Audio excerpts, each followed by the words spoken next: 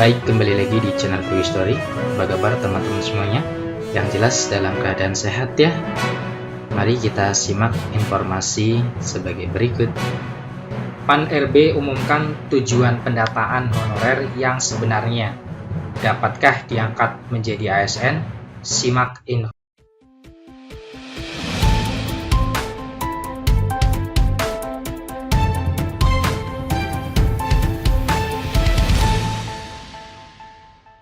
Baik, kembali lagi di channel Quick Story. Kali ini kita akan membahas tentang honorer. Informasi ini kami kutip dari laman website soloraya.com. Informasinya yaitu Pan-RB umumkan tujuan pendataan honorer yang sebenarnya. Dapatkah diangkat menjadi ASN? Simak info selengkapnya. Berita soloraya.com, Kemenpan RB telah resmi mengumumkan tujuan pendataan honorer atau tenaga non-ASN yang sebenarnya.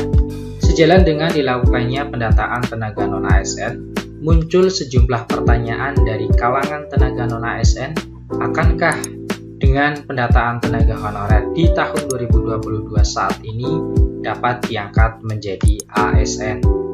Pertanyaan tersebut terjawab berdasarkan informasi yang disampaikan oleh Kemenpan RB melalui akun Instagramnya.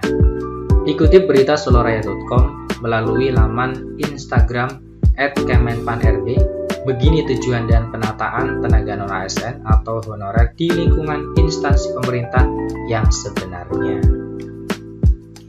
Yang pertama, pendataan tenaga non-ASN diperuntukkan guna memetakan dan memvalidasi data pegawai non-ASN di lingkungan instansi pemerintah, baik dari segi sebaran, jumlah, kualifikasi, serta kompetensinya. Yang kedua, pendataan tenaga non-ASN bertujuan untuk mengetahui apakah tenaga non-ASN yang telah diangkat oleh instansi pemerintah sudah sesuai dengan kebutuhan dan tujuan organisasi. Yang ketiga, pada pendataan tenaga non-ASN, data yang sudah inventarisasi akan menjadi landasan dalam menyiapkan roadmap penataan tenaga non-ASN di lingkungan instansi pemerintah. Dengan diketahuinya tujuan tersebut, kini telah menjadi salah satu titik terang bagi tenaga honorer yang telah lama bekerja di lingkungan instansi pemerintah. Pasalnya, dengan dilakukannya pendataan tersebut, pemerintah dapat menyiapkan roadmap bagi tenaga honorer atau tenaga non-ASN yang berada di lingkungan instansi pemerintah.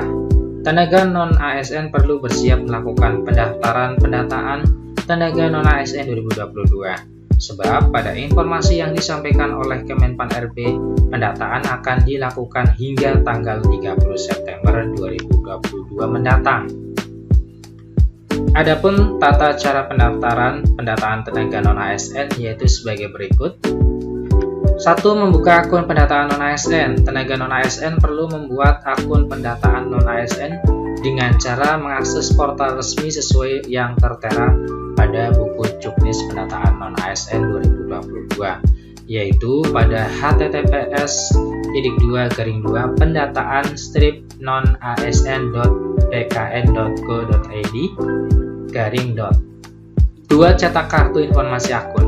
Tenaga non-ASN perlu mencetak kartu informasi akun setelah melakukan pembuatan akun pendataan non-ASN 2022 sebagaimana petunjuk yang tertera pada buku Juknis Pendataan Non-ASN 2022. 3. Login dan pengisian biodata. Langkah berikutnya yaitu login dan lakukan pengisian biodata.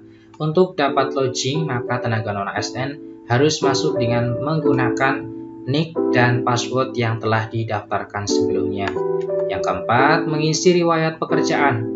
Pada tahap keempat ini, tenaga non-ASN akan mengisi riwayat pekerjaan berdasarkan pada ketentuan bahwa riwayat pekerjaan yang ditambahkan hanya dari instansi penempatan saat ini. Yang kelima, resume pendataan non-ASN. Tenaga non-ASN wajib membaca dan memeriksa kembali data-data yang dilengkapi sebelumnya pada resume pendataan non-ASN sebelum cetak kartu.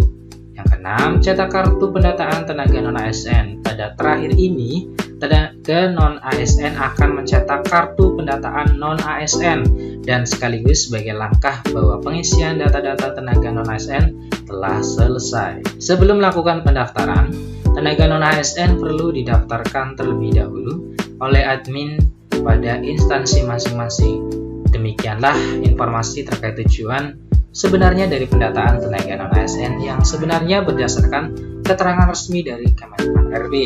Semoga informasi ini bermanfaat. Tetap semangat dan optimis. Terima kasih. See you next time. Assalamualaikum warahmatullahi wabarakatuh.